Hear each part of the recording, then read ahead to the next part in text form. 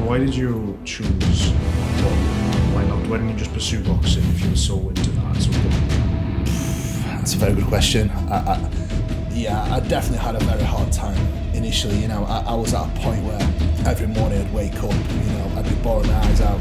I'd be like, right, I don't want to go. Moving to England has made me the person I am right now. It's made me a lot stronger and definitely a lot more resilient to any situation. When I was boxing, I loved it. I loved the discipline and the opportunity to get better with every single session, the opportunity to get stronger, the opportunity to get fitter. So there was no thinking, there was just doing. Nobody told me to go to the gym and train 6 days a week. Nobody told me to have that sort of routine. And I was like, right, that's what I'm going to do. And that's it. Rinse and repeat. Kuba Cielen, IFBB Pro, is an incredibly established bodybuilder, coach, gym owner, businessman. He is owner of one of the greatest gyms to grace this earth, home to pro bodybuilders from all over the UK. So how did that relationship with Jordan start? The relationship with Jordan actually started in 2017 when I was prepping for British finals. I was doing the junior class and men's heavyweight bodybuilding, and that was the year James Hollinshead won his pro card. I was actually in the overall with him that year, so it was an amazing experience. But I actually got chatting to Jordan very early on when I was like 17, and I got a training plan from him. He definitely won't remember that, but I will. Fully bathed with the ice and jump in. Now, it's not going to be as good as this because this actually keeps the water cool, but it will do a similar job now. Like, social media is poison. have you had a lot of experience with people just trying to expose you, trying to... Yeah, well, there's nothing to expose me for. If they can expose me for anything, I'll be like, yeah, and it's like, what can you expose me for? It's like, it's not so much the exposure, it's just most of the shit talk. But yeah, we're just talking about, obviously, you know, Meg helps you a lot. And we don't need to talk about sort of your relationship, you know, there are things that, you know, you want to keep private. But in terms of a general support network, you know, could you see that could you do this sort of by yourself? And, you know, if not, how important is a support network for you to be able to achieve your goals? Ooh, let's go. I had to throw that in there. Let's go. Yes. Right. Start from the bottom up.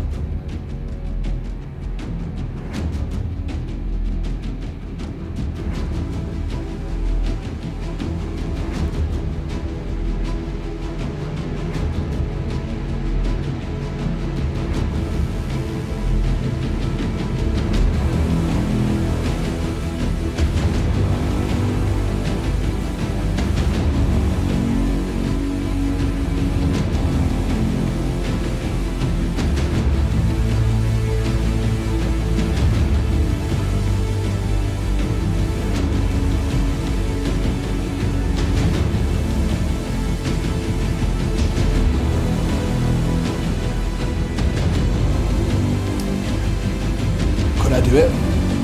Yeah. Would it be as good?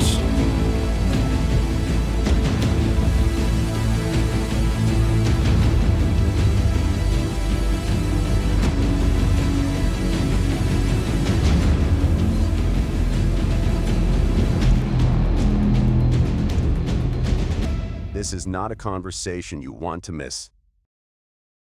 Hi everyone, and welcome back to the Clwb Iron Podcast. I am joined by Mr. Alex Knott, and this is not our usual setting. Today we are in the home of our guest who has kindly let us come here, and that is none other than Mr. Kuba Sylvester Cielen. Thank you, Kuba, for having us, and welcome to the podcast. Anytime, boys. Very impressed with the setup, so looking forward to this. So for most of you who don't know who Kuba is, if you're into bodybuilding, chances are you do. Kuba is not only an IFBB pro, he's also an outstanding coach with loads of clients with his partner Meg, and he's also the owner of the best gym that I've ever been to, and probably the best gym in Europe and possibly the world, and that is Ultraflex Rotherham. This is the Ultraflex brand. If you haven't been there, then you definitely need to check that out. Different level. So yeah, we've got a lot we want to tuck into Kuba. I want to know first, how did the Ultraflex come about? Because I understand, firstly, that it was called Iron Athlete before it came about. And was it January the 9th it opened? Yeah, so initially the gym opened January 9th, 2017, and it was called Iron Athlete to begin with. And it was done with a few my ex-business partners of mine now. Generally, one of them was a good friend that used to work the doors with as well. And at the time, it was an opportunity that I definitely could not miss, because that was the dream since I was a kid. I always said, look, I'm going to compete, I'm going to do this, and one day I will own a gym. So everything I did from a very young age was always building towards that. So when I was presented with the opportunity to obviously go into partnership with them to open the first gym, we did that. And funnily enough, Ultraflex, how it happened. So the first Ultraflex gym, I think, opened in March 2017, I believe. Someone could correct me if I'm wrong, but I'm pretty sure that was the time. And I've always known Mike and Charlie through bodybuilding and, you know, competing. And I actually competed with Charlie at a few NABA shows in my junior days. Charlie was a Class 1 competitor. So, you know, I always heard of him. I saw them, and I knew more so of Mike as well. Mike Motanov, those of you guys that don't know him, he's always in the background, you know. So 2018, it was July 2018 to be exact. I was in Leeds for Meg's birthday. Took her out for the day, and I was like, right, let's go and train at Leeds Ultraflex, and then we can go out shopping. So I was training, and Mike came over. He was like, how you doing? You know, old chit chat, and he asked me about the gym. A lot of their members used to come down at the weekend because we always had a little bit of a vibe in the gym where, you know, especially at weekends, it'd be full of powerlifters, full of bodybuilders getting after it, getting shit done. Yeah. And it would always stand out for the vibe that we're having there. That was the first thing that I feel like the gym was always known for. So although Ultraflex Leeds was, you know, a fantastic facility, one of the best gyms at the time, especially when it came to equipment, a lot of their members used to come down. So obviously Mike knew of the gym and he knew how popular it was. So they basically gave me an offer I could not refuse. When it came to going to partnership with them. Long story short, bought my business partners out at the time, and shortly after joined forces with Charlie and Mike. So that's the kind of long story short. And we actually did the refurb and the whole transition whilst the gym was still open. So as you can imagine, if we had a blank canvas, I think the gym would look much prettier, but I don't think that's the vibe that we kind of have anyway. I do feel like Rotherham is a mixture, obviously, what Ultraflex is with the hardcore vibe across the entire gym. Yeah. It's a very, very serious gym full of serious athletes. Yeah, it is, but I do feel like we've got a wide variety of members as well. Yeah, because 100%. a lot of people actually like being in that environment. They like to see that happen, because what most people I speak to, especially the general public, they actually feel more comfortable training at our gym because the guys that are serious, they don't care about a single thing but their own training. So they will go in the gym, do the thing, crack on and move on. They won't go in the gym to, you know, mess around, half crack, or, you know, even, you know, try and I'm going to have to choose my wording right here because... Be as straightforward as you want. Yeah, at commercial gyms, right, you see a lot of douchebags really train there. You know, they don't really go there for a purpose. They go there often for a social, and they go there to, you know, sometimes, and that's not what some general public want, especially some women. You know, at our gym, you know, as you could probably see yourself at the weekend, there's ladies training with barely anything on, but they get left alone. Nobody cares because everyone's there for a purpose. Yeah. And I think this is where we have a great divide, and this is where more so the elite level athletes meet with Gen Pop public and even some, you know, older members that do come, which I really do love. And I think that's something that we have got very, very right with the business model, especially at Rotherham, because what you'll notice every single gym you go to, especially Ultraflex gyms, you know, we all have a similar business model, but every single gym's different. Every single gym has a different vibe and different kind of speciality. We beat Ultraflex in Hull. Yeah. It's still fantastic. It's There's a difference, slightly different vibe though. Yeah, it is, yeah. I think you can, because you're obviously a very intense person. You are responsible for some of the most intense leg sessions I've probably ever seen ever.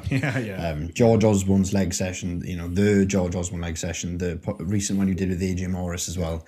You know, they are some of the most intense training videos I've ever seen, and that inspires me a lot. to train, and that's something you notice, especially in Ultraflex Rotherham. We walked in there yesterday. I'm not competitive bodybuilder, neither is Alex or you. We're not elite level athletes by any stretch. When I go in there, it's just there's something different about it, and you can tell you probably put your own little stamp on it of the intensity. Yeah, I definitely think so. I think you are a product of your environment, and the members in the gym, myself, Meg, I think everyone is on the same mission in a way. And you even get that vibe now with your general public members that are coming through. They're all getting after it. They're all doing the business. They're not in there, to kind of mess around. And it's great to see. Like, we've got a lot of younger members now that are coming up as well now that are doing a fantastic job. So yeah, I do feel like each gym has their own little mark on it, and it's great. It's great to see, because that's what we want. We don't want just a straight up copy like the JD gyms. That's not really what we want. It's not really the business model that Charlie aspires to, because Charlie's obviously a fan of bodybuilding as well. So for him it's quite important to have that niche vibe, and this is why you'll notice that he only works with select people as well. Yeah, it's such an intense place, and it's such a magnetic place as well. Like we've been here twice, and this time included, and both times we have left and we've thought, should we move here? Yeah, like honestly, you see it. You see it. George Osborne, Jack Thorburn have moved here.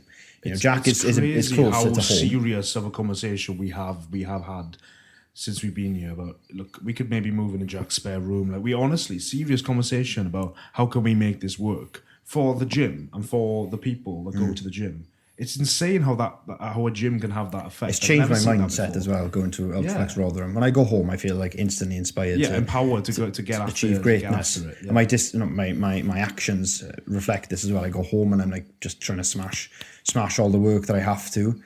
So obviously Ultraflex is your now. I want to speak to you about the past. I understand you moved to the UK from Poland.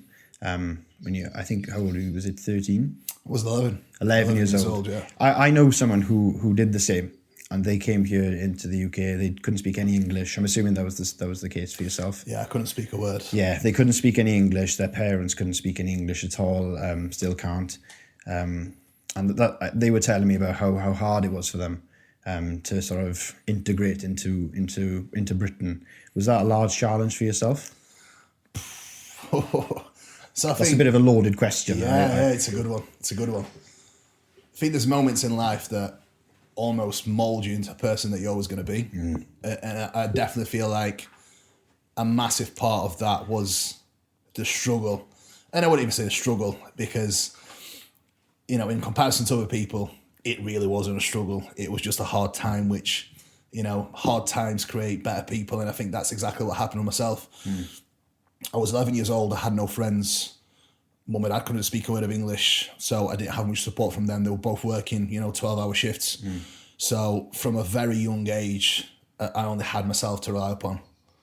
And as you can imagine, being the only kid in the school that is from a foreign background, could not speak a word of English. I can imagine that. You can imagine going into starting year 7, halfway through year 7, being the only kid in there that could not speak a word of English, and it was an all-English school at the time as well. And yeah, I definitely had a very hard time initially. I was at a point where every morning I'd wake up, I'd be bawling my eyes out. I'd be like, right, I don't want to go. But, you have to persevere. It's like, it's like contest prep. Shit gets tough, shit gets hard. You just continue, and that's what I had to do.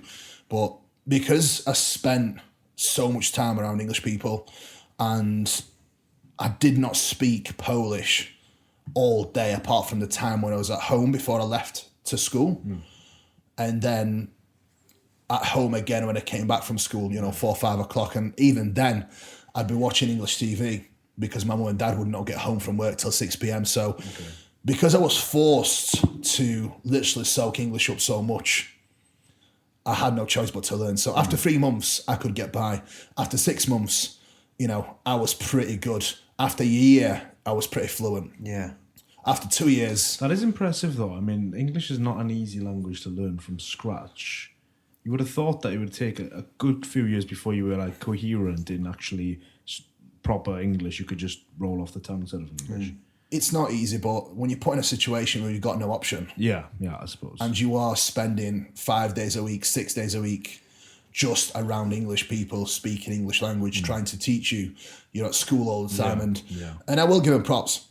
There's 2 lads, Joel and Lewis Clark, and Joel Rafa. They were both lads that kind of looked after me as well from year 7 and did help me out a lot. And they were like pretty much the only guys that I was friends with. I didn't really have much friends at school. And to be honest, I was never really able to develop friendships with people my age, because from a very early age, I got into boxing initially. And then obviously transitioned to bodybuilding when I was 16. So from a very early age, I was always around older people. I was always around older guys. And the friendships that I created are with guys that are minimum 4 or 5 years older. Like my close group of friends that I met when I was like 13 for the boxing and the gym, they are still my friends now.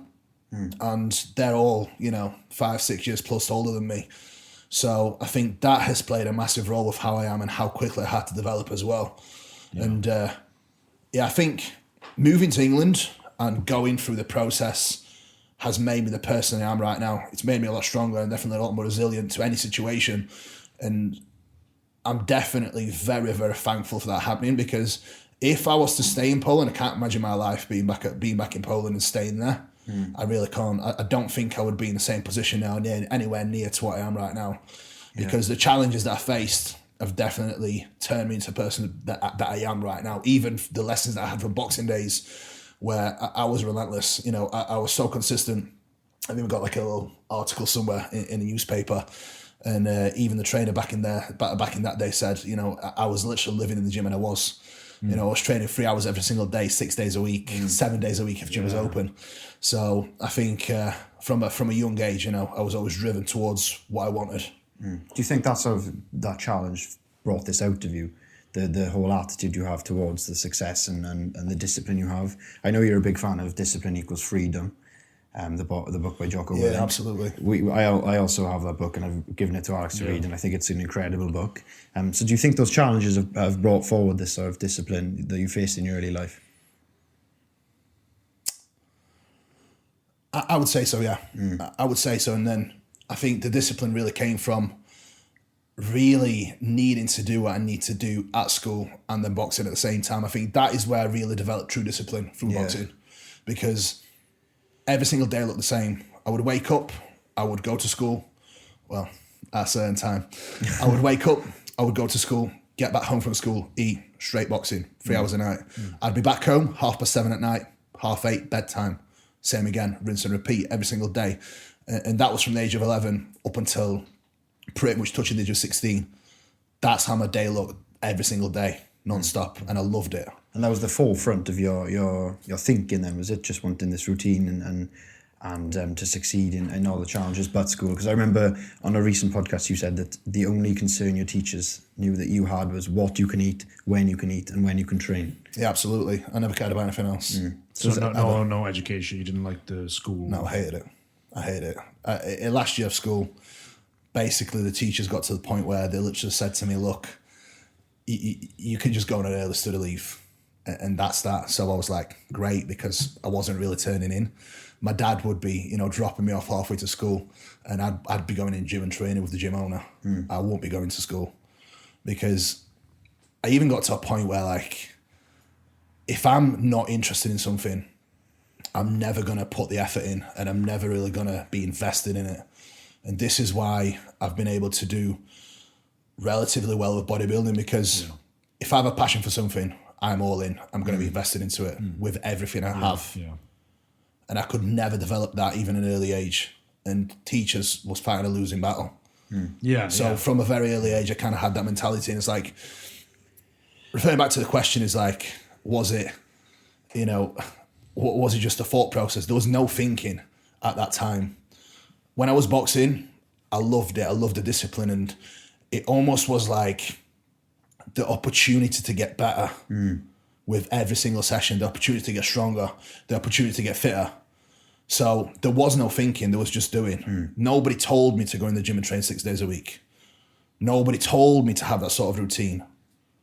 it literally happened, and I was like, right, that's what I want to do, and that's it, rinse and repeat. Like, nobody had an influence on me. No trainer ever said to me, like, this is what you've got to do, come in at this time.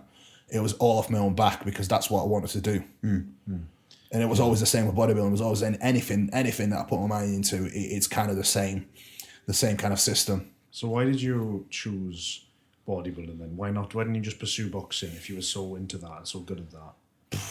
That's a very good question. So as part of my boxing, we'd start 5:15 every day, right? And then at 7:15 we'd finish, and a guy called Stumpy would come in the gym that would used to lock the gym up. So the boxing coaches would generally finish around 7:00 and they would leave and go home. Stumpy would come in around 7:15, and then last 45 minutes till about 8:00 we'd train. Yeah. So we'd do weight training as part of the boxing, right? Okay. So that is the time where slowly my passion started to shift from boxing towards mainly just training. And it wasn't even necessarily... You enjoyed the training. It wasn't necessarily even the bodybuilding. It was just the training side of things. So when I started getting closer to the age of 16, I had a couple of issues with some of the scorings and a couple of bouts. That happens in amateur boxing. Amateur boxing's terrible for it. So, I kind of fell out of love with it because of that reason. And that kind of pushed me away and pushed me more towards training. And then I started training at the first real bodybuilding gym. Okay. I still did a little bit of boxing. I left the boxing gym at the time because kind of the crew that we had, everyone kind of split off. Some guys wanted to be pro, so they moved to other gyms, etc. So, the team and the group that we had kind of just wavered off. And any guys that are into boxing, Cash Ali, Atif Shafiq. Cash Ali, That's who I boxed with first 5 years. Atif as well. Atif was amazing, and they both did pretty well. Cash is still active. Atif isn't, unfortunately, due to injuries. But that was the time of my life, really, with them boys. The vibe was unbelievable, and obviously I got really into the community as well with them. And when that was missed, it just wasn't the same for me. So anyway, moving back into bodybuilding, started at my first bodybuilding gym, and it was called Total Rebuild, owned by Bruno. Legend of a man. That was the only real gym in Rotherham back then where any bodybuilder that's, something around South Yorkshire trained there. Okay. Every single one. Pete Brown, IFBB Pro, won the British finals in 1999. One of the biggest human beings I've ever seen in my life. And even to this day now, it's probably 55, 56. And the muscle he carries is probably the most out of any bodybuilder in this country. I can tell you that now. It is unbelievable. Nigel Cox, one of the most amazing individuals. He's just an all-round legend. He competed with NABA, the rival organisation to IFBB. But again, very successful bodybuilder, and he's always very passionate about bodybuilding. So I was always around these guys in that gym for a very young age, and I started at that gym just before I turned 16, and then pretty much after 10 to 6 months did my first show at 16. So the kind of story went on from there. Yeah. After my first show, there was no looking back. And then you coached your first client at 17 to a show. That's insane. That was one of my best friends as well. That's insane. That's So you just coaching a friend then? Because I was going to say that seems very soon after you started bodybuilding to start coaching. Yeah, that was my very first friend. So it was he had great potential, great genetics. So he wasn't exactly hard. As we all know, someone with good potential, good genetics, it's just kind of easy. It was easy. And the kind of history went on from there. He was the first one that I kind of helped, and moving forward from there, it just all was snowball effect. The better I got, the more I competed, the more I learned. The better I got PTing. It just all kind of built up from there, real fast as well. Yeah. So obviously that was your early sort of period in bodybuilding, and then I understand you met Jordan Peters. How was that relationship? Because I understand you have been very positive towards him, and you've claimed that he has helped you massively in your success and helped you develop as an emotional person and help you develop your emotional skills. So how did that relationship with Jordan start? My relationship with Jordan actually started in 2017 when I was prepping for the British finals. I was doing the junior class and men's heavyweight bodybuilding, and that was the year James Hollinshead won his pro card. I was actually in the overall with him that year, so it was an amazing experience. But I actually got chatting to Jordan very early on when I was like 17, and I got a training plan from him. He definitely won't remember that, but I will. I actually got a training plan from him very, very early on, but at the time I was so young, I wasn't really able to follow it because the knowledge was very limited, and at the time I couldn't grasp the sort of DC training style that he tried to get me on, right? So long story short, I kind of, cut ties from a little bit. After I got that plan, I was like, I can't really follow that, so I'm not going to follow up. But long story short, after that, I was 3 weeks out from the show, I believe, and I got in contact with Jordan because I had a little bit of an injury at like 3 weeks out from the show, and was talking from there. And then I actually applied for coaching with Matt Jansen and a few other guys, the big American coaches, at like 2 weeks before the British finals, right? No word from them. Didn't hear a single thing back from any of them. I won the British finals as junior and heavyweight. 2 days after winning, email after email from them. Yeah. Bit late. Yeah, and I was like, bit late, pal, thank you. And then I just started coaching with Jordan straight after that show then. And the history went from there, bud. Yeah. That was kind of when I got stuck with JP, as I would say. Yeah, because the trained by JP, it's obviously a brand, but it seems to be a bit of a mindset as well. The constant need to push for progression and to progress, not only your gym career, but your mindset. So what does that mean to you then, that? Because it seems to be a very prevalent factor in your mindset. Yeah, so Trained by JP, and I don't think it's just a brand. I think Trained by JP has had a massive influence on bodybuilding across the country. You look at every single best bodybuilder in Britain or any educator, right? They have been nurtured and they have been through the JP University, as I would like to call it. They have. Yeah. Luke, James, even Dr. Dean, he was with JP for years. Callum is coached by JP.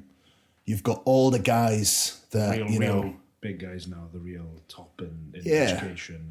And any guys that are top bodybuilders right now, they will have had help from JP. What is it then? What is it so special? Jordan has the ability to bring out the best in absolute anyone. Yeah. If Jordan cares about you, he will make you level up in every single way. And that's something special about him that he doesn't even realize himself that he has. He really can have such a massive impact on anyone should they wish to allow that to happen. And the way he can get in your head and the way he can shift your mindset towards certain things is unbelievable. He can make you achieve things you could never even ever dream of ever doing because of the mindset shift. And it's not only that, Jordan walks the walk. He talks the talk. Yeah. If there's anything to have been done in this game, Jordan will have done it twice and over again. There's not been a single human being on this earth that has been able to add as much muscle tissue in his frame and still continue to develop and learn the way he has. Everyone's got different flaws. People can say what they want about Jordan, but it is a wonderful human being. And for all the flaws that he has, the wonderful things that he brings to the table for me and people across the world, that far outweighs anything that anyone could ever say about him. And I truly mean that, 100%. So what has been the effect that Jordan has had on you? You say that he brings out the best in people. What would you say, if you had to pinpoint that, what would that be for you? Oh. That's a bit of a loaded question. It can be quite deep. Oh, he's rolling the sleeves up. Oh. The self-belief is definitely the one, but not just self-belief. I think Jordan has had so many life lessons, right, across everything that he does, and he stands for progress across everything that he does, right? So he's always getting better. He's always learning from mistakes.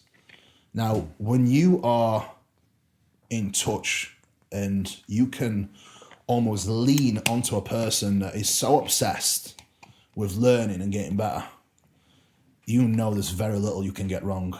across anything that you do, whether it's life decisions, whether it's business decisions, or whether it's bodybuilding. You know you can learn from him, and you know you can always rely on him with sound advice, and he can always be like the little devil on your shoulder that'll not give you the wrong thing to do, but almost push you away from the wrong decisions and make you choose the accurate call that's going to benefit you, because he genuinely cares about you. Yeah.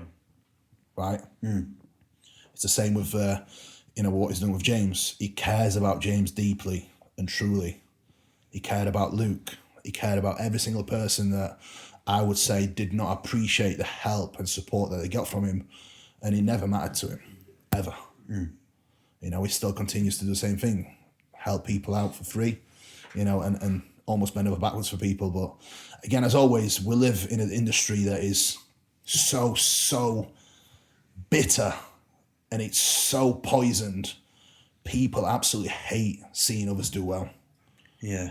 People see success and they almost want to attack it. And it's like, you see certain little groups that people just get together and they can't stand seeing others do well. And if they're seeing people that are trying to be better and doing the things that they can't do, they take that as almost an insult.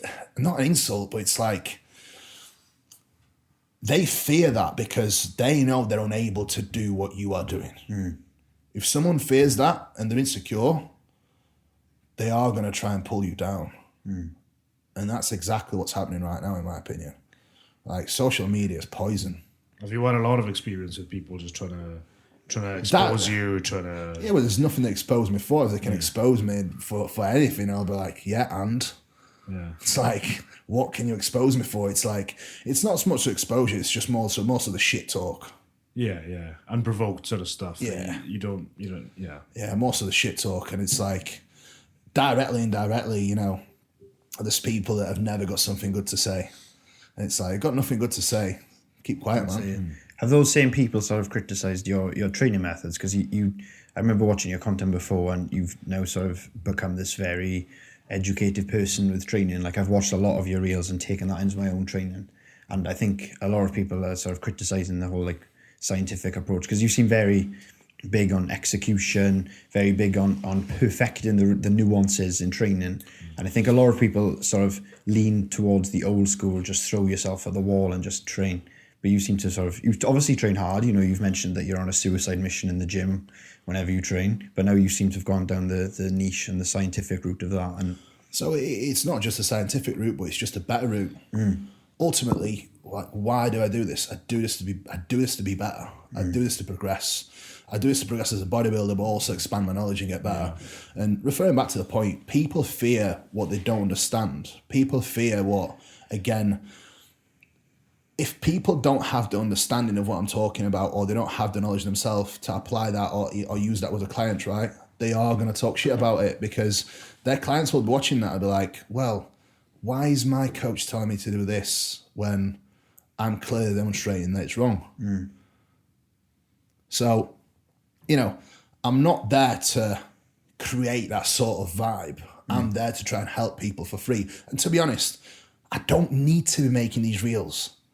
I don't need to do that, because that's my business model. That is part of my coaching. But I am giving away a lot of free content that is quite valuable. But going back to the point, if people are insecure, if people are not willing to do what I'm doing and invest in my education and try and learn and get better, the only thing they have left is to talk shit. Yeah. Because they're not willing to do what I'm doing. Yeah. Exactly. Yeah, they're not willing to go through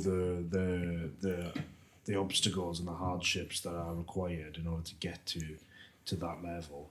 Do you know what I mean? I mean, you do so much. You're a coach, you're a successful bodybuilder. And I asked AJ this question earlier, just to give an example. Obviously, AJ is building his BW, and he's still competing. With you now, because you've got separate successful ventures, how do you sort of spread your time then across, the gym, your competition and sort of coaching? Where do you actually put your priority? What comes first? Discipline, man. It all comes first. So you do put equal weight on everything you do then? You have to. How can you not?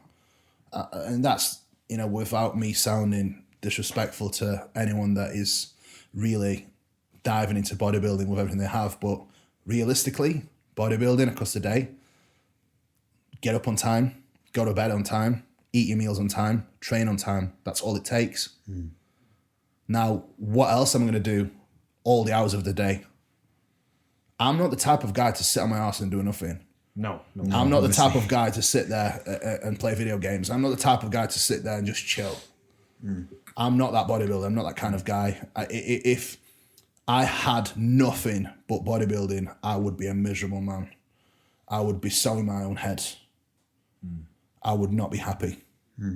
Now, what makes me happy is making progress. Yeah. Now, with everything that I do, it all works in synergy, right? For me to be a great bodybuilder, I need to get my sleep. I need to have my routine. I need to eat my meals on time. I need to stay hydrated. For me to be able to function well as a coach, what does it take? The rest. Get enough sleep. Yeah. Get my meals in. Stay hydrated. Yeah. Do you follow me now? Yes. It all works in synergy. It's in tandem with everything. The better bodybuilder I am, the more I learn, the better coach I am. Yeah. So you've got The that more compound times, effect. the more times I go through the process with myself and my clients, the more I learn. I'm never going to be that type of coach that just sits and tells people what to do, just competed once and think they know it all. Trust me, you've done one show, that tells you nothing. But again, I'm not trying to put people down for doing that, but that's just my perception of things. Okay. I'm not the type of guy just to sit there and tell people and expect people to do the things that I've never really done, because unless you've walked the walk and you've done the push-ups, you've done the off seasons where you're walking every single morning and you are in fucking pain, and and I would argue a real off season is much harder than prep as well. Unless you've done the numerous preps where you are on death's doors, you're facing obstacles and you need to learn what to do to overcome them, you're never going to learn. You can't just learn that with your clients. So everything I do works in synergy. So is that the biggest lesson that bodybuilding has taught you then? That everything else works in synergy and you need to have this discipline carried across everything else? Absolutely, man. I think without discipline, without that structure, people always fail to perform at a high level. So where is this discipline? This is where you see most people fail across any business, not just coaching. But most bodybuilders are lazy. The hardest thing I have is trying to get people to go to bed on time and wake up on time. How easy is that? If you are serious about your goals, serious about your business, that should be a breeze. You should be so firm with that shit. You should know, right, this is my time. This is what I need to do to get to here. And the same principle stands for life, stands for bodybuilding, stands for anything you want to do to achieve any high level of success. So is that it seems to me that that's carried forward from your childhood as well. Like that whole, you were saying about when you were boxing, you were so regimented, you didn't even think. Has that obviously carried over then into bodybuilding? Yeah, absolutely. Was it like that from day one? Because my mum and dad, they used to wake up so early and go to bed so early to work. Yeah. I had the same routine as them. I would wake up 5:30 every day. Yeah, I'm looking behind you now. I can see your morning routine. So I would wake up 5:30 every day, right? And I would be in bed for 8:30 every night. These are the times where I felt my absolute best. Now, I went through a time in my life where my routine was a little bit upside down due to working indoors. I still got shit done, yes, but I wasn't as disciplined and as rigid with my structure and routine because I had so much things to do at a different time. Yeah, when you're working the nights. And then a PT's Because in the day. I was going to say you were running them concurrently. But let me tell you that now. People that say they think they're productive later on at night, you are just talking shit. You are nobody's productive later on at night. What you are productive doing, you don't want to get up at 4 a.m. What you are productive doing is procrastinating and making everything twice as long at night. Because at nighttime, nobody wants to put the work in at nighttime. Nighttime, mate, is the time where you chill and relax and wind down. That is naturally what your body will do. You cannot force your body to get into habit of getting after it when you are getting closer to bedtime. Your body starts to switch off and starts to wind down. Absolutely. Chemically, you are. Your brain starts to slow down. Where you are the sharpest is when you wake up first thing in the morning. And the beauty of waking up early is you wake up, everyone's still asleep, especially with clients. If I can get up, get my hard stuff done when my clients are mostly still asleep, and they're not replying, etc., I can do twice as much, twice as fast. And people are like, how do you manage this? How do you do that? It's like, anyone can do it. Coaching is not rocket science. Coaching is not that hard for you to do. But what is hard? Basic discipline. Yeah. So if you were speaking to a potential client then that didn't have any discipline, how would you go about informing them to acquire it and get on this sort of the path? It's the first work on primer phase, boy. Yeah. Get in bed early, wake up early, get after it. Yeah, 100%. So how would you get them on the path then? So you have what do you call it? The priming phase, is it? Yeah. So what entails after that then? They go to bed early. What sort of advice would you give them after that? Look, it's not just getting in bed early. It's more so having a structure that I know my client is going to be productive and adherent with and have the best recovery time that they can have. I'm not going to expect every single person to go to bed at the same time I do. That's irrelevant. You don't need to do that. But what you do need to do is establish good, healthy habits that you know you can apply to your day-to-day life that will lead to long-term success. Right. And that long-term success could be anything that you do. Just getting the meals on time, getting up, getting early so you can get some steps and movement in, get some cardio in before you have to be at work. Yeah. It's a simple little thing. So many people wake up late, they rush stuff to feed, they forget the meals, they forget this, they forget that. Why? I can't tell you the amount of times that I've got up, haven't done my fasted cardio in the morning. For number one, I was tired doing work, and I was also sulking because I was like, I couldn't even get up at 5 a.m. this morning. I'm and a then bitch. you was tired later. And also, I didn't have my meals prepped then, so I was off plan. Everything in my life fell off because I didn't get up at 5. I got up at 6:30. Yeah, absolutely. Everything. Compound effect. It's not just I missed my fasted cardio, boo-hoo. It's more than that. My whole day was off. You look at any person in life, right? Any person that's successful. Do you really think they think twice about these simple little things? No. They don't. They don't think. Ever. No. They don't think. It's not even a case of snoozing. It's a case of getting up and getting shit done. Like, I don't care if you're going to get up at 6, 6:30, 7 a.m. As long as you're getting your recovery time, as long as you're keeping a good structure and you actually have a plan of attack for your day, you're not doing things randomly. It's like, as silly as it sounds, it's getting people to have structured days for the meal prep, getting people to have structured days for certain tasks that they need to do to be able to stay adherent. That's what the priming phase is all about. It's getting a person up to a place where I know we can transition to an off-season with good body composition and getting all these little habits in place that I know are going to lead to long-term success. Yeah, that's. I'm trying to model my life after all the successful people we meet and speak to. Like every time I speak to someone, I get the same sort of message. We just spoke to AJ. How many of them have said, I get up at 9 a.m. and sit around on the couch for an hour? No, Not one. None of them. All of them seem to get up early. Early could be 4 a.m. to 6 a.m. That kind of range. Yeah. All of them have a structured morning routine like you have. I'm not going to walk through it, but it's, you know exactly what you're doing and how long it's going to take you, whether it's a 5-minute task, a 10-minute task. So do you think that's sort of essential? Do you think you should have it mapped out in the morning so you're not just, as you say, randomly guessing through your day? If you don't have a plan of action and you're doing things randomly, you're trying to devote a little bit of time for this, then I'll come back to it later on. You're probably getting half as much done in twice as much time. Yeah. You need to really spread out your tasks and attack one single thing at a time.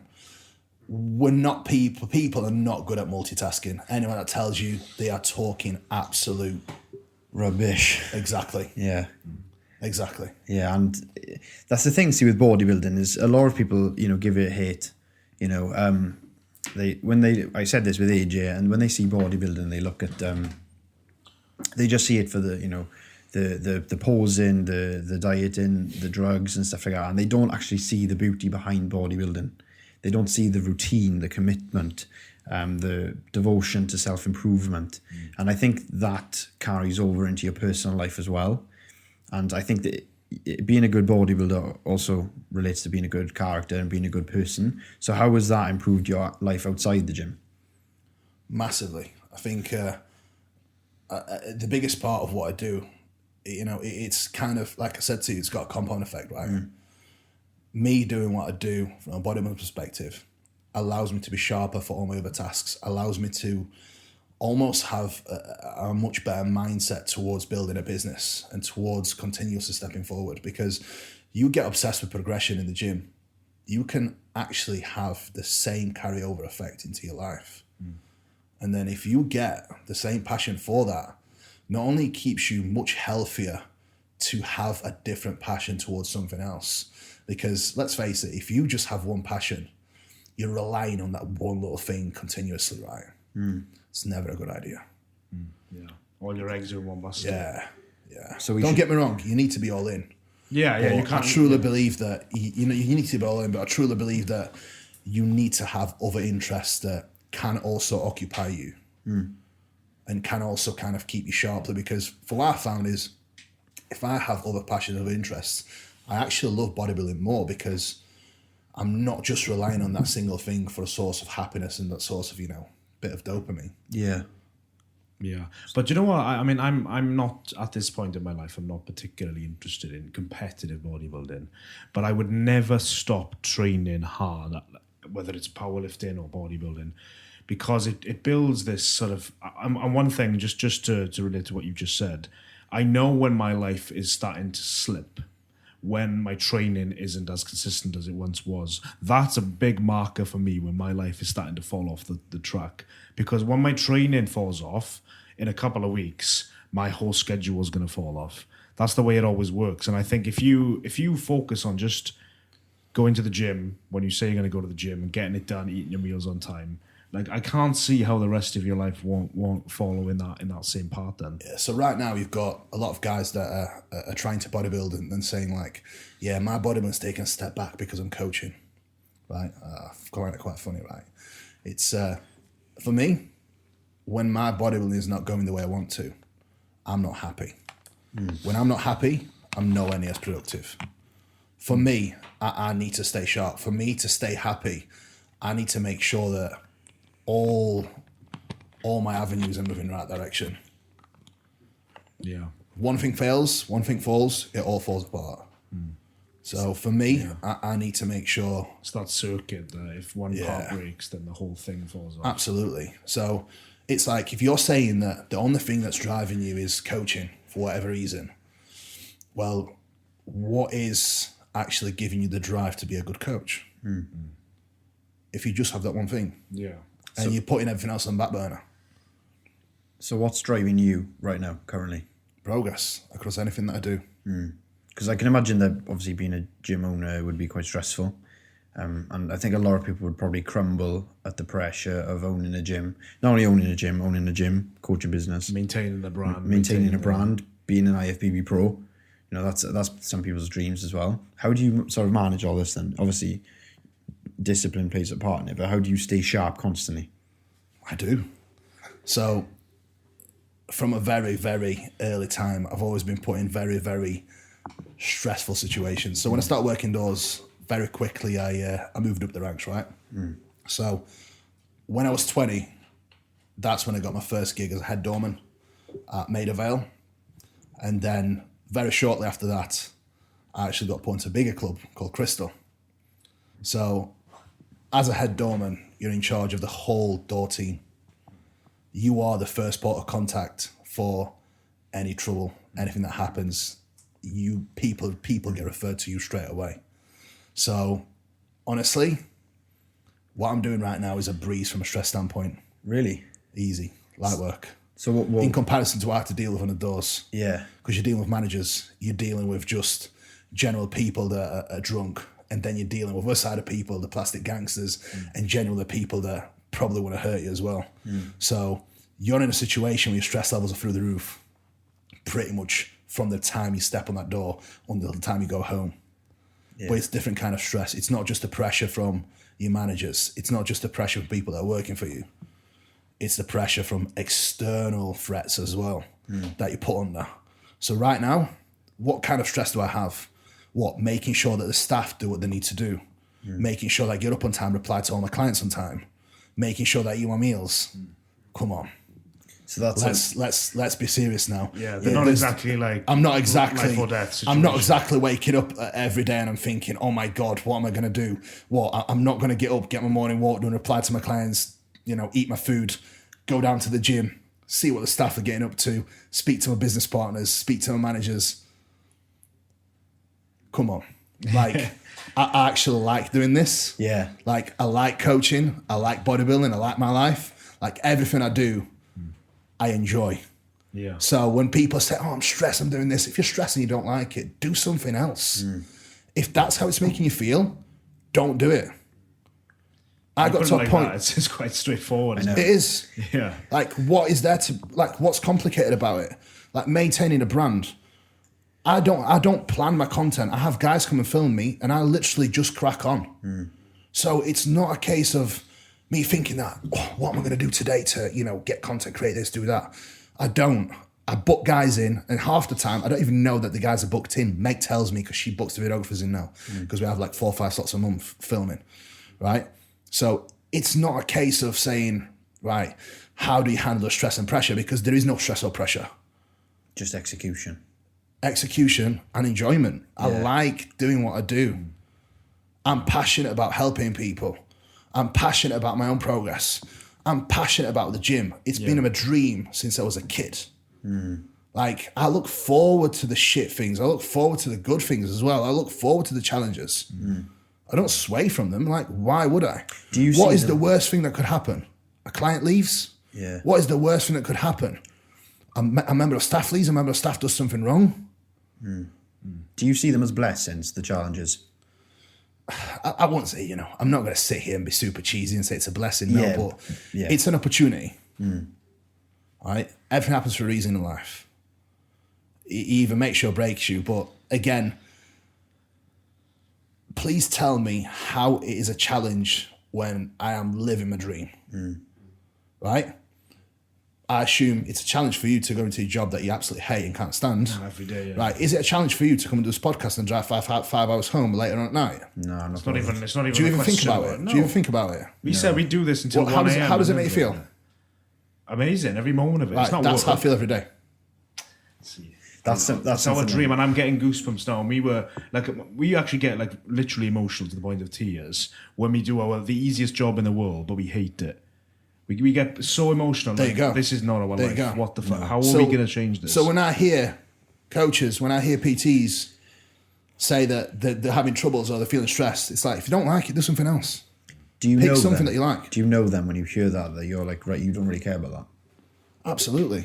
Because the amount of nerves I have for podcasting is unreal. I was talking to the boys in the car on the way here. I was like, I am literally very about to sit down in nervous. Kuba's house and do a podcast, and I'm so nervous. Somebody who we've watched for a long time, because it's a strange thing. Because we're starting to see that if we put effort into something, we can do something. But it's a strange thing because we're quite small time. Right? We're not established bodybuilders or anything. We just enjoy speaking about the gym, speaking about mindset, and here we are sat with somebody who's incredibly successful. It makes us nervous, and because we love this so much, we don't want to fuck it up. Right. What is your perception of success? To be honest with you, right now, I would probably say freedom to have my own time. Because obviously, my time. If I looked at my time in blocks, a large portion of my day is devoted to something that I don't care about. Just being in control of my own life. That's your perception of success, yeah? Yeah. Yeah. So I'm doing what I want to do. It's the same amount of freedom, right? But I'm not forcing a single thing. Nobody's telling me what to do. That is my success. Yeah. I don't care about social media. Social media is a tool. It's there to more so to help people. It's there more so to drive business and get in contact with people. But is it something I enjoy doing? Is it something that I like? Is it something that I would do if it wasn't essential as part of bodybuilding right now? No. Absolutely not. It's poison. I hate it. Yeah. Yeah. So you look at success. It's like, what do you perceive as success? Because my perception of my own success is probably very different to what you're looking at from outside in. So if I asked you that, do you think you've achieved success, or do you still think that you have got a long way to go before you reach that? So I have, on a personal level, where I've achieved a lot of things that I've always wanted to achieve, right? But in terms of long-term success, nowhere near. Because whenever you set a goal, when I get there, when I tick that goal off, it doesn't mean a single thing. It's empty. It's an empty feeling. You like the chase of progression. Absolutely.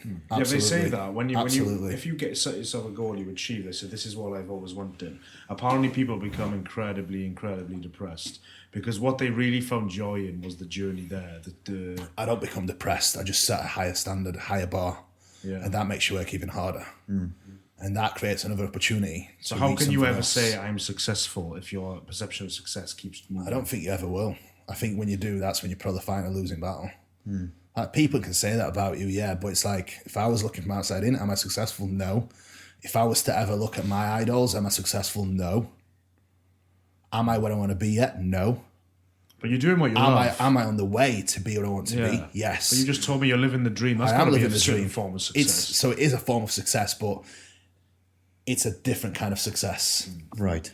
Like, I'm not looking at myself and like, yeah, I'm super successful. I'm not. Because it's still work in progress. Yeah. I'm on the way there. Yeah, I really like this mindset about, like you say, about success and measuring. And I think if you start to, there's like two arguments. You should enjoy the moment, or you should completely forget about it and just get on with it. Sacrifice everything. And I think that, I think we're at a crossroads in our lives now, and I think that speaking to you is literally... It's making it obvious. Yeah, it's like, rewiring my brain. What are you doing? Are you going to do it or not? Are you going to get up at 4? Or are you going to sleep in and not do it? Obviously, you are quite successful. What is the goal then that ignites that fire in you to get out of bed? Obviously, you're disciplined enough to just get after it. But what really drives you? The opportunity and the future progress. I think it's endless what you can actually achieve if you put the work in. That is a fact. You see it time and time again. People achieve great things, and that greatness can be on a different level. Like, what I perceive as greatness and achieving my success is going to be very different to yours. Yeah. So what drives me to continue doing what I do, even on the days when I really don't fucking want to, is knowing that if I continue stringing the days together, one day at a time, day by day, I know I will get to where I want to be. Yeah. So the goals are still firmly in place. I still want to continue building my own brand. I want to continue my coaching, building my coaching brand alongside of my wife. I want to continue building the gym. I want to open other gyms. I want to be a successful bodybuilder. I want to get to the Olympia one day. And I want to have clients at the Olympia at the same time one day as well. Which you recently obviously had at the Olympia. How was that experience then? Because, that is like the pinnacle, I think, of bodybuilding. It's the event that has the most eyes on. It's like the UFC of bodybuilding. I think it was great to be there, but I think it further solidified the work that I need to put in together. Right. Both as a coach and an athlete. For the people that I know I am working with, what they need to do better at the Olympia. For myself to potentially one day step on that stage. Like, I'm not deluded. I'm not one of the guys that sit here and say, look, I'm going to do this and that. But I know I'm capable of getting there. Getting there is enough for me. I know I can do that. So when I look at things and break things down, it's like that trip there further solidified not just the goals that I have set, but solidified the work that needs to be put in to get there. So on the days when I'm feeling tired, on the days when I don't want to do a morning walk, on the days when I don't want to get in my ice bath, or, I don't want to get in my sauna, I do that shit anyway. No thinking, just do. Was it like looking through glass then at like the potential future for you? Because I've sort of had that with like going to gyms and speaking with people like yourself. I see myself that like I can be like that, not in the bodybuilding sense, but in terms of like the business sense, because achieving freedom. So was it like looking at through like a thin layer of glass, knowing I can get to the other side of this? I just need to continue what I'm doing and continue to be extremely disciplined in all aspects of my life, and just apply myself all throughout. Yeah, absolutely. It solidified the thought process and solidified more so the actions I'm already taking. I never expected in a million years I would have 3 clients compete at the Olympia. I never expected in a million years back in the day that I would be competing in pro shows, never mind be a pro. Yeah.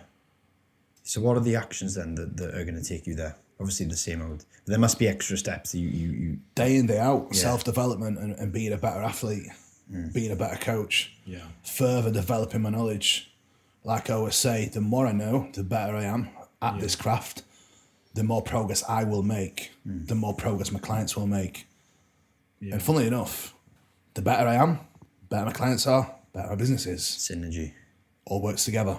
Yeah. That's how it works, and that's the biggest thing that most people undervalue and they don't understand.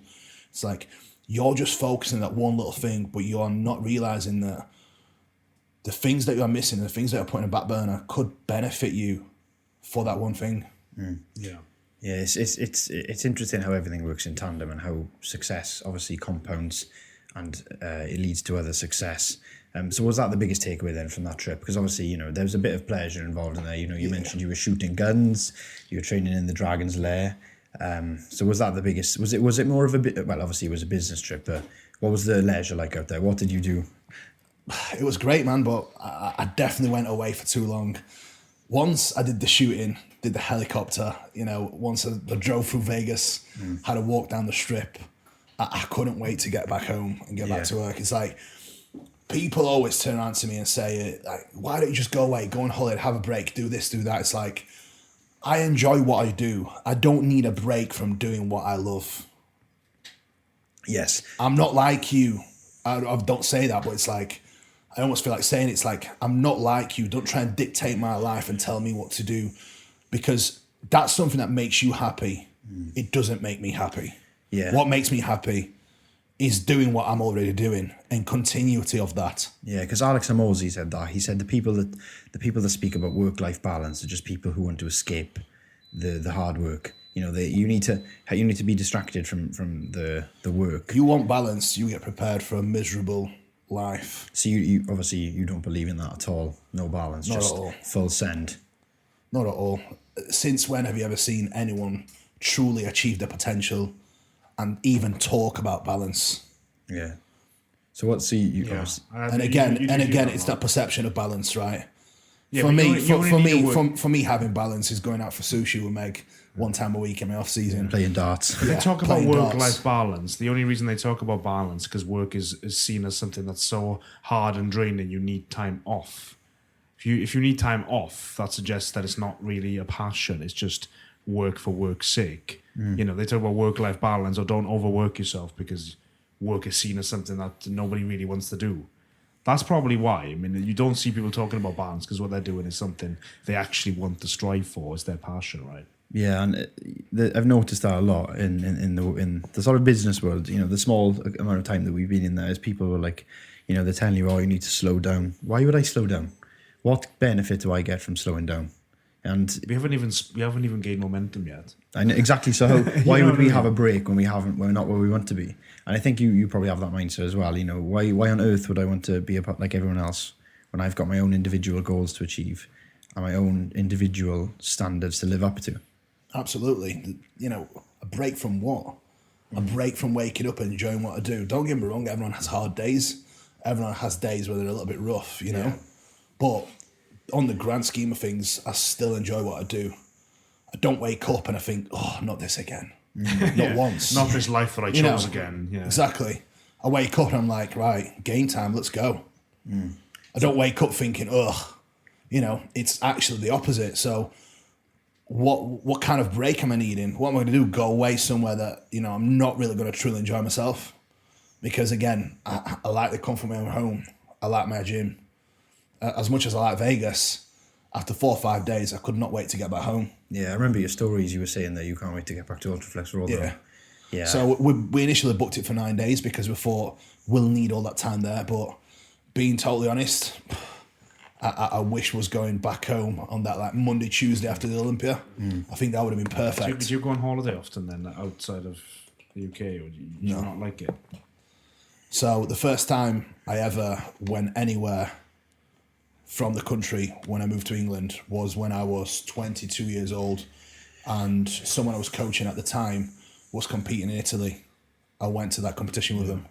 That was the first time I ever went away. But still within your Scope. work, Yeah. right? So Yeah, and don't get me wrong, I enjoyed myself. I had a great time, but you know, for me, when I've had all the goals that I've set out for myself and I've done the work that I need to do to get there, that's when I can explore other avenues of life that will give me the same fulfillment and joy, whatever that is. But right now, is there room for that? Is it going to benefit my goals? Is it really going to bring me forward? yeah. No. Is it going to hold me back? Yes. So traveling does that. It's not worth doing. Yeah, it's like, if I did not have the girls do that show, right, I would not have gone. In fact, we had Dubai booked for me. When I was in the airport flying back home, I cancelled that trip. I cancelled that trip because I was like, I'm just not going to enjoy myself. I know I won't. See, you just can't switch off then and go. It's not that I can't switch off. It's like, I enjoy making progress. I enjoy stepping forward. You're moving sideways in Dubai. You're not moving. If I have to do something that's going to slow me down and take away from the goals that I've set out for next year, it's not happening. But don't you think you'll always be like this then? Because you'll always have bigger goals. Will you ever, I say take time off, but will you ever take time off? Or will you always think, I'm not going to enjoy myself because I've got those goals for 2032, 2034? Time off from what? Yeah. If I travel, if I do this, if I do that, I'm not going to take time off because I'm still going to do what I like. Like, what else would I do? Just sit and do nothing. Yeah, Why? you're just doing what you would do here in Dubai. Sitting and existing, exactly. Yeah. Like, I'm not the type of person to just sit there and just drink coffee. I truly believe the reason why people deteriorate when they get older is because they do nothing. Inactivity. They stop. They stop challenging themselves. They stop challenging the brain. That's why people develop physical Alzheimer's, activity. because they stop stimulating the brain. They just, Absolutely. when they retire, they don't work. People die quite quickly. Absolutely. Yeah. Absolutely. I see it happen. So you'll always be, moving forward. I can't ever see myself not training and not working. Ever. Yeah. Don't get me wrong, when competing is a chapter that I leave, there's going to be a lot more flexibility to my time. But when I'm done competing, I'm not going to need as much sleep.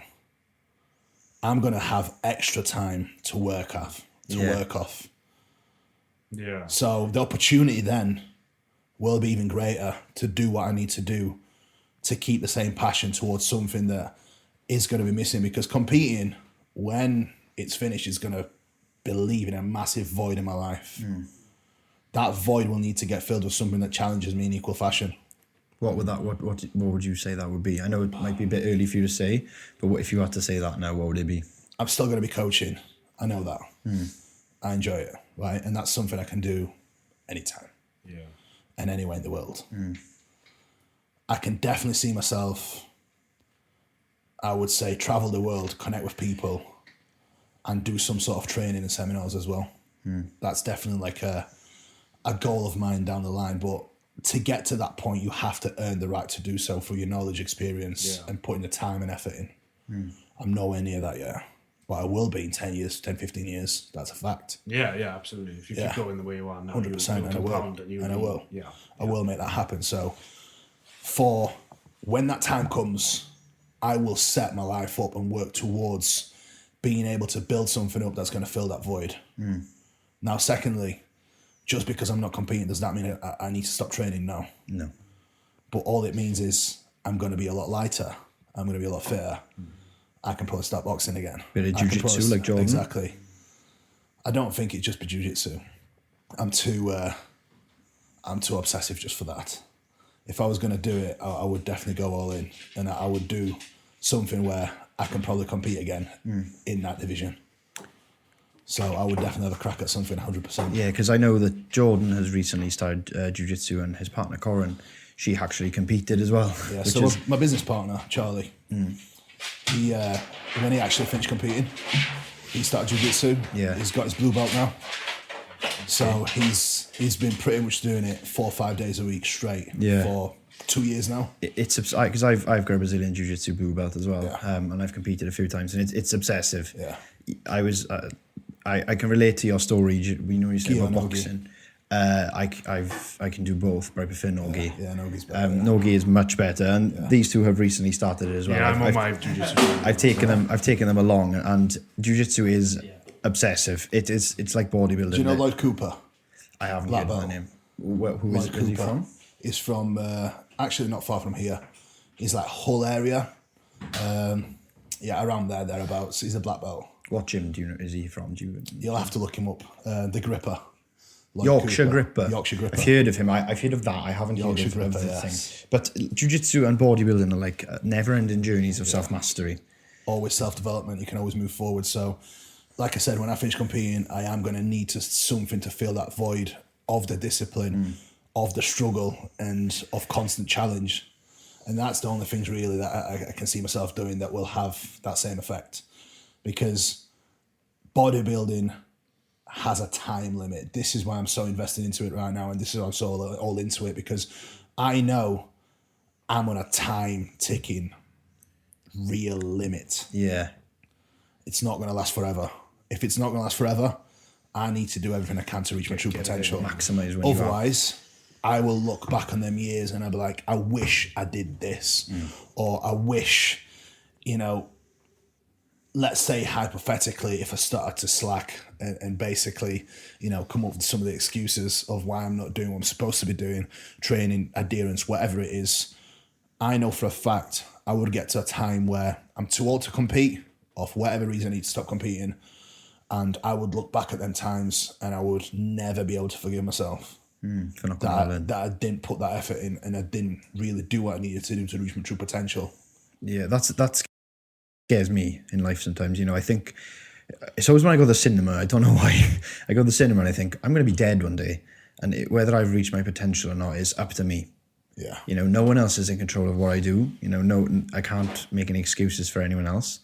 And I'm the only one in control of my not my destiny, but the choices I make in life and the path that I go down. And I think that is such a driving factor in success. And that, I've got an attitude where that I'd rather take an opportunity and fail rather than not have the knowledge of that I could have succeeded. Say, for example, if I didn't message you coming on the podcast. So no regrets mentality. No regrets. I think even if you said, boys, just fuck off. You're on my level, yeah. Not that we thought that was going to happen, but if you'd said that, you'd be like, well, look, fair enough, we're not on his level, but there'll be an opportunity down the line. If we didn't ask, we'd never know. Who am I to say that? I think you're looking from a different perspective. Anyone that would ever be of that opinion, they don't deserve to be on your podcast. That's a fact. We're all equal human beings. Like, what puts me on a pedestal above you? Nothing. Suppose when you break it down, that shows very good humility and a very good attitude that you have. Yeah, absolutely nothing. Yeah. So I would never turn you down for something like this. Don't get me wrong, I've turned podcasts down before just simply because I did not like the content, and I knew that I would go on there and it would just be the same generic questions that don't necessarily challenge me, and questions that probably people don't really want to hear. Yeah. Because I would love to. Sometimes I get a bit scared to challenge guests because I'm like, what if they don't like it? Yeah, we have these conversations, and I'm very much someone who's like, if you're a listener of a podcast right now, would you want to hear somebody ask questions to Kuba that people know the answers to? If you go on Google his name, you can find that information. We skip those, and we ask questions that might stimulate sort of different paths and different things. Some stuff maybe people haven't heard before. If you think of it from the person who's listening, you might actually come up with better questions. You're like, well, let's try and find something more interesting. And that's what I think Clwb Iron is as a podcast. It's focusing on asking the questions that you won't find from other podcasts. I think that's something we pride ourselves on. Yeah. I hope we haven't bored you without questions. I hope you felt like we've had interesting questions. I think I could probably sit here and speak to you all day and have you look into my soul practically all day. But obviously, your time is very precious, and I'd like to go down one more avenue if you're okay. We've still got time, boys. We've still got time. Yeah. Time is it now? We're 10 past. You've got a good half an hour, 40 minutes. Okay. Okay. I just wanted to ask then. We did touch on it now while you were cooking your food, because we had to stop for a technical malfunction and to get a meal in. So also thank you to Kuba for that. That was probably one of the nicest meals I think I've had. Yeah. But yeah, we were just talking about, obviously, Meg helps you a lot, and we don't need to talk about sort of your relationship. There are things that you want to keep private, but in terms of a general support network, could you see that could you do this sort of by yourself? And, if not, how important is a support network for you to be able to achieve your goals? Ooh, let's go. I had to throw that in there. Let's go. Yes. Right. Start from the bottom up. Could I do it? Yeah. Would it be as good? No. I do not think I'd be able to do everything that I do in a single day without her help, without having someone else in place giving me that support that I need, whether it's helping me around the house or emotional level support, or even someone that I can lean on a little bit more. Like my friends, Jordan, I can only lean on them so much. Now, Meg has been a savage. She's been an athlete all her life. You know, she dived, you know, as a British GP diver. She's from a very young age. She was pretty much just like me. All she knew is discipline and training. So when we got together, again, it was compound effect. It made me a better person. It made better me together than you are alone. Yeah. It made me a better person, but it also made her a better person. It challenged her on another level and challenged me to be a better person. So would I be able to do everything I do without her? Yes. Would it be as good? No. Would it be as good quality? Probably not the same. I think you are a product of your environment, and I think the people you have around you have a massive influence on how you are, how you behave, what you do, and even what you take in plays a massive role. So the people I have in my life, my business partners, my wife, my friends, all add value to my life, all challenge me, all bring me up. Yeah. And they all almost force me to be a better version of myself. Yeah. And I think that's key in anyone's development, right? I agree. I had a big turning point in my life, 2017, where I had to basically make a choice to go down this path or this path in my life. Obviously, I chose the right path.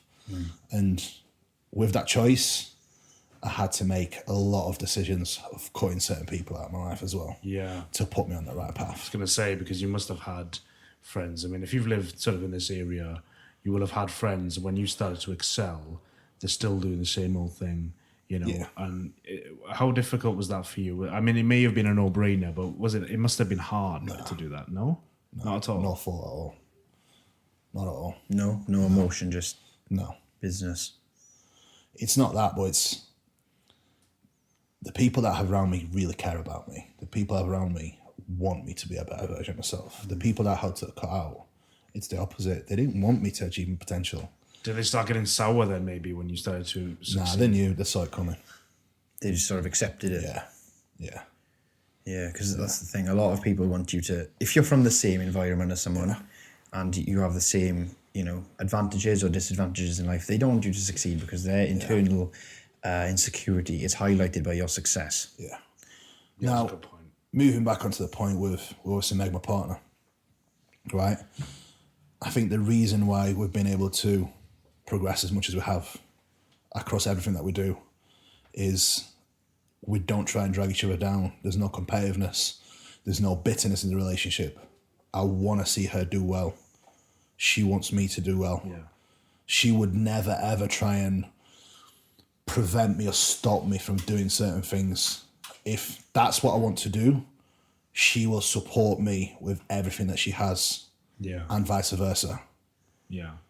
And I think this is where a lot of relationships hold people back from achieving success. They don't have that synergy, they don't have that same drive. The partner does not.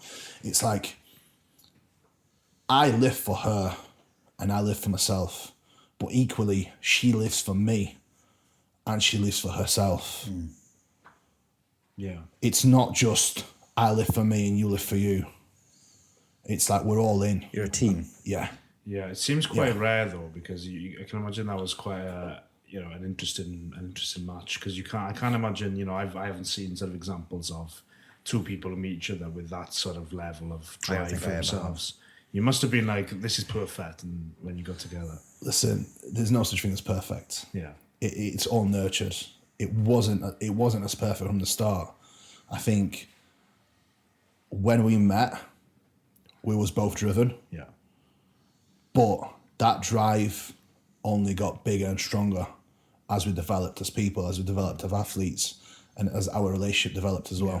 Yeah. So it wasn't perfect from the start. It never is. It's never perfect now. We all have our own little disagreements and what have you. But one thing that never changed, no matter what, we're there to push each other forward no matter what. Yeah, because you see that with male and female relationships. A good woman can either make a man or break a man. Absolutely, man. And you see that, it's very prevalent in society today. I mean, how many people do we know that have got into a relationship with a girl and they've gone to them, oh, I'm going to the gym, and they're like, oh, you're not going to be with me, you're not going to be spending time with me. And I think you've got to cut people like that out of your life immediately. Yeah, I think agree. if someone isn't for you in the way that you are for your partner, Kuba, I think that is unacceptable. Anything below that level, I don't think is acceptable for a partner. Well, you clearly hold a high standard for yourself, and so does Meg with the looks of it. So the fact that you both have that self-respect for yourself, you're not going to impose some sort of lower standard for your partner. Just complete savagery. Yeah. Savagery. And you train together as well. How's that then? That dynamic. Cool. Yeah, it's great. It's great. Yeah, because she knows. Like, she's stronger than me and Matthew combined. Yeah, she it's knows. crazy. She knows when the day's there when I can bring it, and when the day's not quite there. So it's a good balance that we have as well. It definitely works well. Yeah. It really does. Yeah. It really does. But I think we have got a very different perception of how we see our relationship and how we see the things that work for us than many other people have, and I think that's what kind of makes it special, and allows us to really do what we do, as well as we do it as well. Yeah, that is inspiring to me, and to find someone like that, and I think that's quite rare, and I think that obviously you've taken advantage of that. You're both absolutely excelling in whatever you do, and I think it's really good to see, because that knowledge that you would have achieved this regardless, but it's made things a lot, enhanced things. Having that support network. Oh, totally, 100%, 100%. Like, there were no doubts in my mind I'd be where I am right now, but I don't think I'd be as far ahead as I am right now, because I would have found it a lot harder to get here. And probably if I didn't meet her, I'd probably be distracted in many different ways as well. Yeah. Well, yeah, you see that, they go out chasing women, or go trying to like flex on women with certain things. Well, driving around in an R6 is bound to attract some attention anyway. So also, but I just want to say thank you though, Kuba, for firstly coming on this podcast, and secondly for being so welcoming to us. That I will not forget that, and I honestly that I'm so thankful for the opportunity that you have taken to speak with us and to have us in your home, which is excellent, and I'm really thankful for that. I'm also thankful for your time. Anytime. I really hope you've enjoyed this, because I have personally really enjoyed this absolutely. chat. You could probably tell at the beginning, me and Matthew were like, I was very nervous, very you cagey. have this aura about you. I mean, quite intimidating, but also in a way that I have a serious amount of respect for. It's like, But again, thank you so much. It's been an absolute pleasure just being here, getting the opportunity to have a conversation with you. This is the sort of value that you pay a lot of money for. So thank you for being so hospitable. Anytime, guys. Appreciate it. Yeah, we'll call it a day there. We know you've got your routine to do. We've got to get back. But hopefully we can do something again in the future. We'll be back every couple of months. Anytime. We can do part 2 next time we're back. Absolutely. And we're going to keep going to Rotherham for the gym.